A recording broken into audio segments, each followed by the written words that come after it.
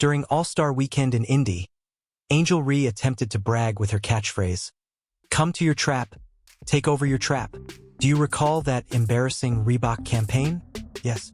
Caitlin Clark didn't simply fall into the trap, so congratulations are in due. She walked right in, took control, turned on the lights, and operated the establishment as if she owned it. All the while, Angel Reese was curiously out of the public eye due to yet another injury that came at a convenient time. The irony is nearly too great. While the so-called hometown star disappeared when it counted most, Clark invaded Reese's area and turned it into her own platform. Caitlin Clark signed autographs for 20 minutes. 2/3 of the arena was traversed by her. In fact, she signed hundreds of autographs. Hundreds of signatures were signed by her. There were just as many Fever supporters as there were Sky supporters, in case you missed the game today. You would believe the entire thing was written by someone who wanted to make fun of Reese because it felt so cinematic. While Reese was nowhere to be seen, Clark was in Chicago, igniting a full-fledged fan frenzy outside the United Center like a rock star arriving in town. Reportedly absent due to a back issue that doesn't. One is truly purchasing.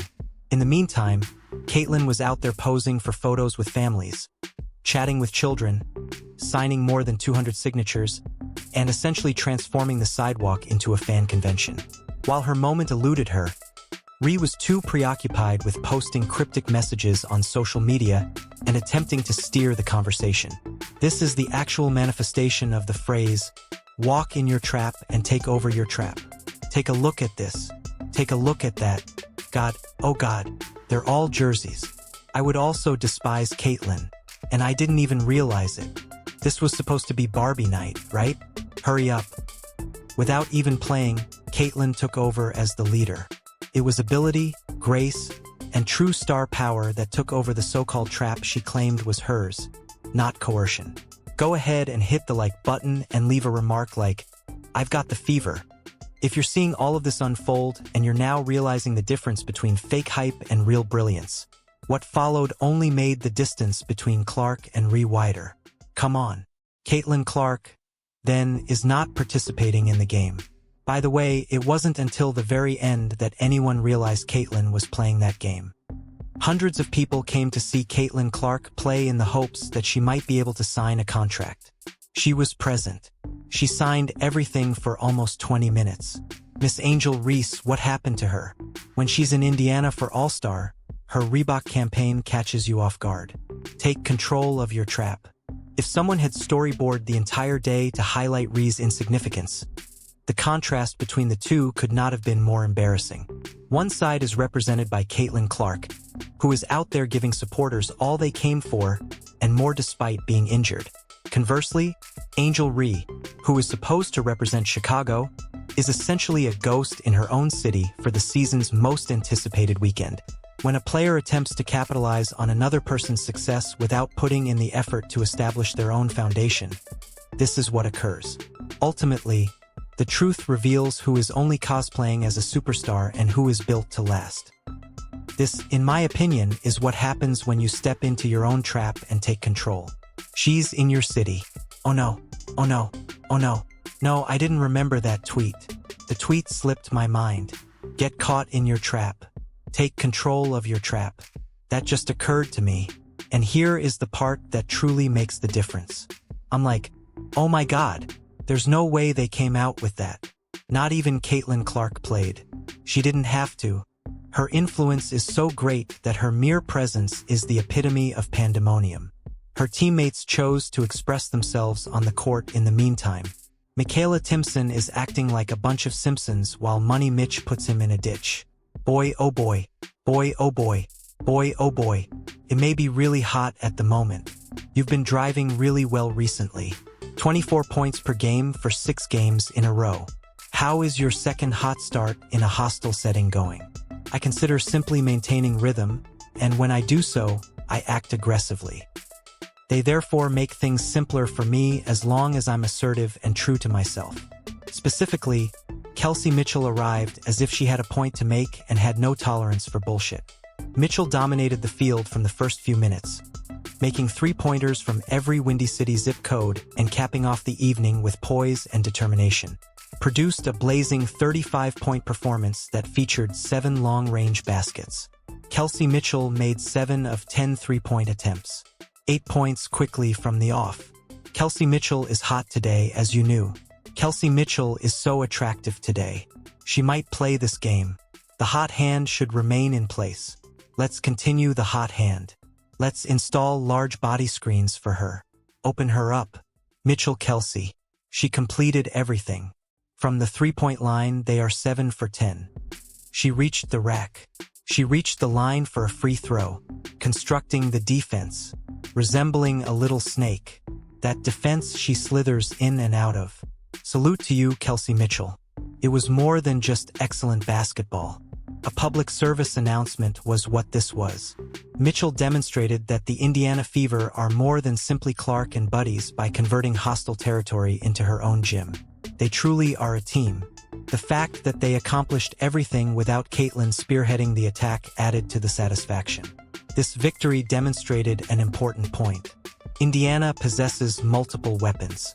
Like a player who understands the stakes, Mitchell took up the torch and led the entire franchise when Clark was sidelined. She didn't flinch. She made no hesitation. Don't sleep on us just because Clarkson Street clothes. She lit them up with a performance that was a performance jewel. She was, after all, burning. She was unable to miss. Everything, after all, was part of the offense. Without exertion, man, we had the opportunity to show Kelsey Mitchell our love. 12 out of 19 from the ground up. 7 out of 10 out of 3. 35 points in a row.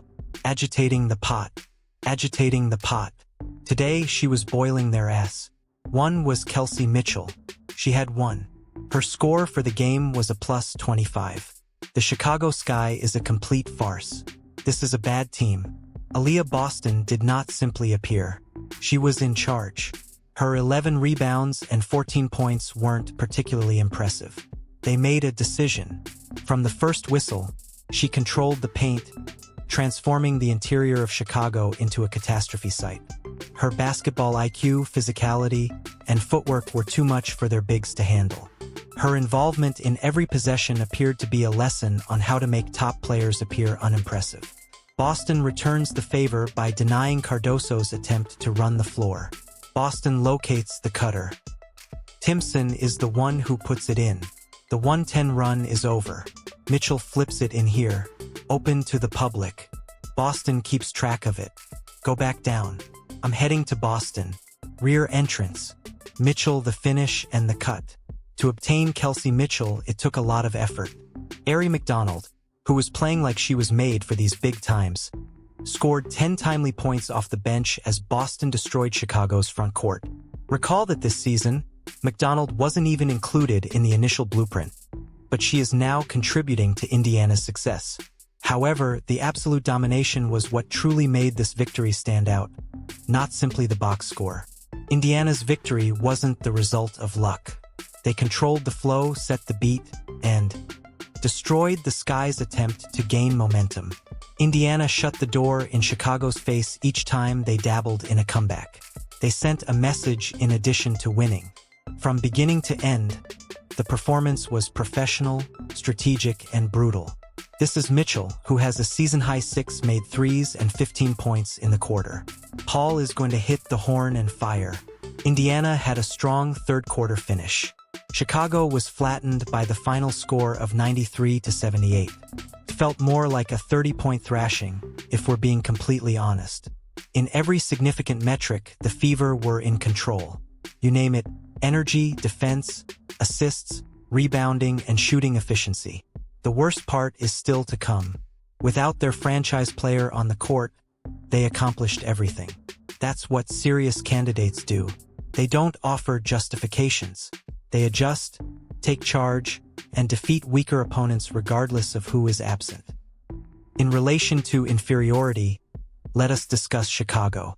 This was meant to be their game of recovery. They were in their own house. They had every reason to be intense because their season was about to end. They wilted instead. They appeared completely overpowered by Indiana's aggression and execution. While the Sky clanked away at a terrible 31%, the Fever shot up to nearly 50% from deep. There is more to that difference than just numbers. It's cultural. It's getting ready. It's attitude. Come on. Come on. Yes. Yes. The wonderful thing about having quality depth is that someone else has it when you don't. And well done, Chloe, for stepping up, KK. Well done for entering. We need to enter and have an effect. Lex. Claps. It's about time. Another noteworthy storyline that merits praise is Indiana's bench. Lexi Hull and Michaela Timpson provided vital minutes that kept the engine running. These are more than just warm bodies to cover voids. These players are crucial during this postseason run because they maintain a high standard while allowing starters some leeway. Stars cannot be driven into the ground. What makes the Fever hazardous is their capacity to spin and sustain intensity. They demonstrated a masterful level of defensive disruption with their 17 forced turnovers. The Sky were always behind, always scurrying, and always uncomfortable. After Chicago had trimmed it to 2, Indiana ran. Timpson poked his head out. The deflection is there. Let's get to the races. Timpson forces a break from Chicago with a solid finish. 9 runs for Indiana. The lead has returned to 11. When given occasional minutes during the season, youngster Michaela Timpson has taken full advantage of them. On the offensive end, we have witnessed it. After that, you're just finishing a challenging look, deflecting, and getting your arms in the passing path. Chicago's problems aren't limited to a single poor performance. They had lost 5 times in a row. Everything is falling apart. Coaching chaos, rotations, and injuries. The team that was once expected to be a postseason contender is now struggling to stay relevant. They are losing faith in addition to games. They have strange body language. They are poorly executed. And their coach appears to be seeing an unstoppable slow-motion implosion. The decision must be made by the front desk. Act as though a miracle is about to happen, or blow it up. They'll be fortunate to finish ahead of teams who aren't even attempting to make a deep run at this rate. Indiana, meanwhile, appears to have figured out the code: stability, organization, and plan. Chicago is mending holes on a sinking ship while the Fever are creating something tangible. This was more than just an Indiana victory. It was a power move, a clinic, and an example of the culture of a championship. For Chicago, it serves as a mirror reflecting all of its faults, weaknesses, and justifications. They were exposed, not just defeated. Music 500 points, making him the fastest player in Fever history to reach that milestone in a season. 930 points, which is the second highest total in Fever history, as well as season high. KK reached a career-high number of points. Yes, the season's 11th double-double for AB. Applause. And it gets worse when you look at the statistics in more detail. Chicago lost by a score of 42-35. It's more about work than size. They were not overshadowed by Indiana. Their desire was greater. They won the hustle plays, boxed out, and attacked the glass. Additionally, the Fever moved the ball with accuracy and purpose, dishing out 24 assists on 34 made shots. Chicago only 16 assists. Translation: forced shots and a stalled offensive. The turnover differential should not be disregarded, either. Chicago was careless, hurried, and unable to make a decision. Indiana was sharp, composed, and disciplined. Those figures are truthful. They describe the difference between a team that is winging it and waiting for luck and one that is well-prepared, committed, and succeeding. The Indiana Fever seem like a superior team than the Chicago Sky, in my opinion. Don't ask me why I think or believe that. I'm just harboring a suspicious suspicion. The Fever spanking them each time they play might be the reason, after all. It might be that. Even if you may go back to last year, the Fever dominated the season opening this year. The defensive communication from Indiana was exceptional. They turned deliberately. They provided assistance as needed. Chicago frequently appeared disoriented. The fact that Indiana accomplished this with smaller lineups for extended periods of time only serves to highlight how amazing this is. Overpowering wasn't the goal here. It has to do with outworking. Chicago was taken over by Caitlin Clark. She spent hours signing autographs. This wasn't any hired extras who appeared in the scene. No, these were actual individuals attempting to obtain autographs. She is aware of the responsibility that comes with serving as the league's spokesperson. She gets it, though I'm not sure if she wants it. Which superstar is bigger? I'm holding out. Man, hurry up. Man, hurry up. I'm not sure how you could even think about competing with this. How? What? Why? Come on, come on. Angel, just leave it alone. And for this reason, I'm arguing that you're making yourself appear insane since, in reality, there's no comparison between the two of you. Chicago's issues go beyond chemistry and injury. They are fundamental. Identity, leadership, and preparation. They're playing basketball in a reflexive manner. Everyone in the league should be watching Indiana's championship basketball game. Without their main player, this hot team just entered a difficult venue and thoroughly destroyed a division foe. That is a playoff threat's blueprint. You can no longer just load up on her defensively, so it's over when Clark returns. You must contend with a combat-tested crew that has demonstrated their ability to prevail without her.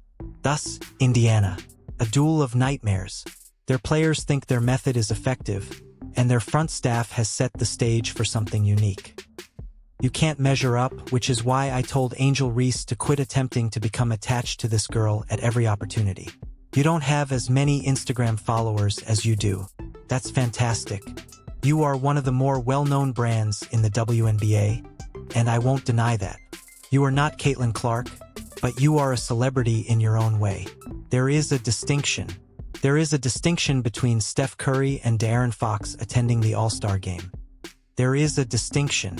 I apologize. It simply is. She has officially stepped into your trap and taken control of it, so you should cease trying to get attached to her at every opportunity. Take a look at the fans who are coming from everywhere. Let's also emphasize the positive impact this game had on Indiana's younger core. Under pressure, they have obtained valuable representatives. They know how to carry out their duties without their safety net. When the playoffs come around, that will pay off. One legitimate backup option is Kelsey Mitchell. She has a killing instinct and is a confident three-level scorer. Additionally, Aaliyah Boston is developing into a two-way anchor who dominates the interior of the game. The role players for the Fever are thriving rather than merely filling in. They are aware of their responsibilities, carry them out, and, when called upon, improve the team. You need that depth to win playoff battles. Because it takes more than just stars to win a title. It has to do with belief, systems, and changes. This is referred to as true outcomes. This is the actual world. Caitlin is playing away to someone you all believe is comparable to her. It's amazing when she steps in and takes over. There were probably more people there for Caitlin than for any member of the Chicago team. You see, when you're on the internet, you'll believe that the person on the other side, the person in Chicago, can even approach Caitlin, but they can't. Indiana made a tactically brilliant choice by picking up the pace. Chicago wasn't prepared for them to turn this into a track meet. A coaching advantage, that is. Those choices win games, but they don't make the news. Championship teams think like that, and the Fever's culture has changed to reflect this. The team that used to crumble under duress is no longer this one. This is a crew that jumps at the chance to smell blood. The last nail in the coffin is now. This is the end of this phony rivalry. To begin with, there was never a rivalry. One lady, one enterprise is Caitlin Clark. She wasn't even playing in the city when she caused chaos. Fans came merely to experience her presence. In the meantime, Angel Reese suffered yet another well-timed, unexplained injury. Once more, she dodged the situation. At this point, I genuinely feel sorry for Angel Reese, and it has nothing to do with her behavior or anything else. It just doesn't feel fair because Caitlin Clark is so much more skilled at basketball than Angel Reese. Yes, I believe that Angel Reese is having a hard time accepting that Caitlin Clark is better than her at what she does best. She's superior at everything, really. Had a triple-double. She has played 50 games and is tied for the third most triple-doubles in WNBA history. Yes, she is simply within Clark's generational reach. She doesn't simply appear. She changes the mood. She can take up a city's energy without playing a single minute. Truly is star power. That's the distinction. Reese is attempting to hook up with, ride on someone else's rocket with the hopes of becoming famous for splash damage. However, the disparity is growing. Clark is attracting the money, the attention, and the moments. Greatness cannot be feigned. Marketing won't get you into the past. It must be earned.